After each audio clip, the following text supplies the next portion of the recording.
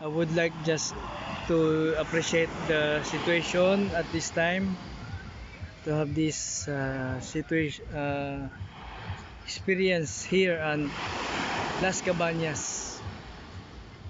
This is one of the magnificent experience here. Doing my day off, it's not luxurious because I don't spend. Luxurious is you spend some whatsoever, but for me, I spend a penny for what I earn here in El Nido.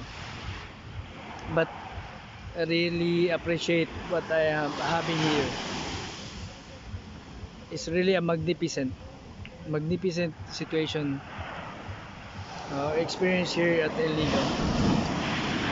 You have these big waves. Yes, I'm scared. I'm scared. Labi, take that those because this is okay, but the situation is I love the situation. Thank you, but this is dangerous.